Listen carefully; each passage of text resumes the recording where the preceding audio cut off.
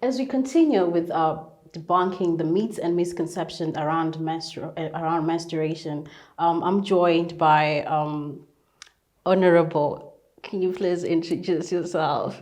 All right, I'm Honorable Theophilus Beans, the Child Vice President and also Child Minister of Health and Child Care for the Junior Parliament, as well as a Senator for Masvingo District. Oh, that's a lot of titles.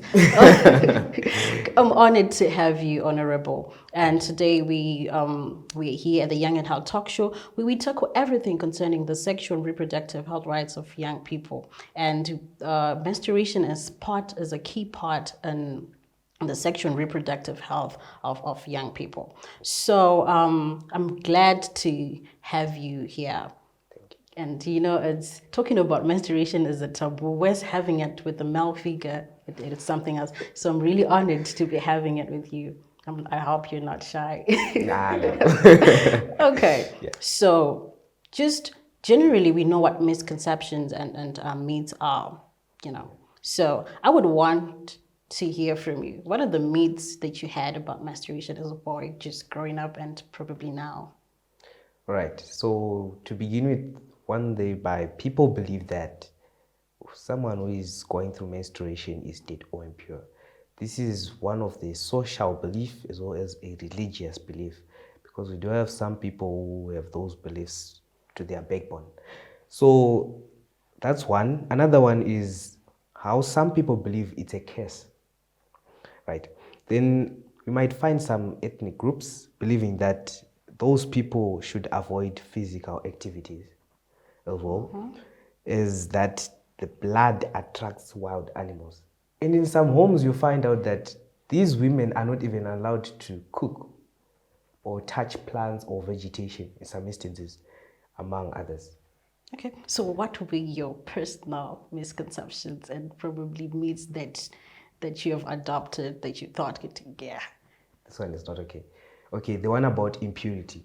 Well, I have a different belief about that, because menstruation is not an everyday thing. It's a period, right? So if someone is going to be impure for some days, yet that's under a religious perspective, only to find out that religious perspective is under Christianity, which also believes that at one point in time there shall be judgment of the pure and impure. So that means that if the Savior comes back while the woman is on a period, then those people will definitely That's a good not be angle. considered. That's a good angle. So, do you have sisters? Yes. Okay. All right. Nice. So, in your view, like, how did you view menstruation just growing up? Growing up, Even at primary, when you see those encounters, but what was your personal experience with it? unfortunately, I haven't seen a victim of menstruation to some Okay. extent, but Yeah. I've come to analyze the theoretical part of it, whereby I understand that when it comes to menstruation, women are shy, right? Yeah. Yet this is nature, and being shy because of nature, we don't go along. Because I believe that people should be proud of who they are, especially women. We are speaking about women empowerment in many dimensions within our nation. And Okay. one of the way I believe women should feel empowered is being given such an opportunity to speak. Okay. Will you be comfortable if you said you had sisters? If your sister would just come and tell you, hey bro, I'm on my periods, what do I do? And are you in a position to actually help her? Yes, because I've come to understand that when they come to me, it is because they found that I'm probably their last hope or solution. Because in most cases, you find women helping each other. But if they find out that they require help from a person like me, it means that they are really in need. So a friend in need is a friend in need, right? Yes, and Okay, worse, this is but we family. would want to create a space where women, where men and also understand menstruation and just debunk all the myths and misconceptions. Because you find out in some of the myths that a woman cannot be in front, cannot be speak in front, or cannot attend church. just because she's menstruating. And you find out probably the ideas behind those myths came from men. Yeah. Like which one? That's something new. Like which one? Can you clarify on that part? Because I don't think men are connected to menstruation in this part. No, I'm saying those myths, Yeah. you get it. If you just like have to trace back Yes. that you cannot, a woman cannot be standing in front of people whilst menstruating. Yes. We as women cannot say we cannot stand in front of, you usually get to see that probably that idea came from a man. Because no, if a woman is menstruating, she cannot be standing in front of us. Those are just the myths and misconceptions. And probably it still happens, still happening in this day and age. So you were saying you were talking about your experience with menstruation, and I was saying that we are trying to create a space where women are comfortable to talk to either to their brothers, their fathers, because you find out the other thing with period poverty is I'll take for an instant a daughter, a single father who has a daughter, and probably the daughter start menstruating, and with the taboos and the misconceptions around in our cultural setup, it's really hard for the girl to then go and tell the father that dad are menstruating. Then we have situations where the girl end up using other improper products just to cover up and cannot really talk about it. So looking at this, how just looking at at the situation, either at schools, in your community, even in the family setup, and what do you think should be done in order for women to be more confident when it comes to menstruation, and even men understanding that women menstruate and they need them in that time? Right. So it comes to how we analyze this perspective, whereby we want to look at the traditional and the legal as well as the educational. I believe that education should be passed, information should be passed to schools.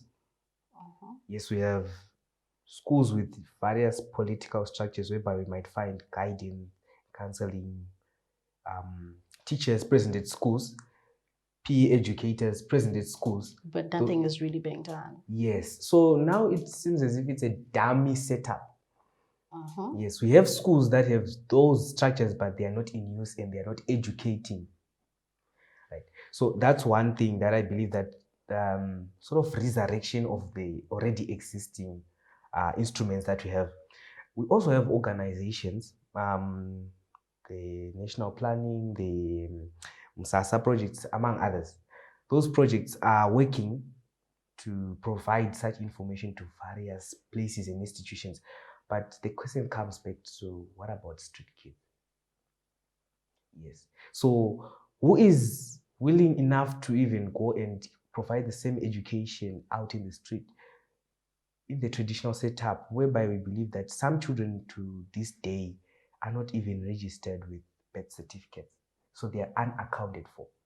So as a nation, we might count the number of children that we have, but then feel that we have educated all. But the most vulnerable are the ones that are not accounted for. So imagine going to a private school, educating children about menstruation, but those children have access to sanitary pads, high quality, Yeah. compared to a child who does not even have access. Then we have cases of children or women using cow dung, like in some places which they believe that cow dung can be used. But is that health? That's not healthy. So I believe also that with such structures, if we were to implement, resurrect the already existing structures, as well as maybe have legal frameworks, I will have to confirm on that how best they can be put, as well as education, because I believe education is key. Education is key, yes. Education is key. So we really need to educate. That information is to be passed down to each and every child using the already existing. There's nothing to be added, no. It's just use of what already exists. Okay. So, and also to just add on that, what do you think the best way to cap this myths and misconceptions? You said education, yes, but are there any other ways that you think that can be capped? I want to understand that when a myth is introduced into society from its very own definition, that was the traditional examples and practices, beliefs that were brought up so that people or children, especially children, would have guided morals, norms, and values that had to fit in within their societies. So we have various myths across the nation, but those myths have to have an end because they work for children until they have to graduate into adulthood. So being told that if you sit in the road, you have boils on your back. Yes, that was a myth to protect children so that they would avoid accidents. But now when you grow up, you come to understand there should be demystification of such myth, whereby you have to be told that, no, we told you 1, 2, 3 because of 1, 2, 3. You had to understand this. But now we are into adulthood. This no longer exists. That's when we can now remove the barriers. We're talking about the barriers whereby we say you're not allowed to cook, you're not allowed to stand in front of people because you're now being told. We were afraid that if you stand in front of people whilst you're on your periods, you could spoil yourself and it would become a disaster. But now you're grown up, you now have the sanitary pads. It's no longer something that we're expecting. We've taken measures. So after these measures have been implemented, there was no feedback of information to do away with those myths. There you have it. Menstruation should be everyone's business in order to bring an end to period poverty and also to debunk these myths and misconceptions around menstruation. I'm happy our young people are beginning to understand what menstruation really is outside the myths and misconceptions that we grew up knowing. For more information, do not forget to follow, like our social media platforms at 263 TV. It's a goodbye for now.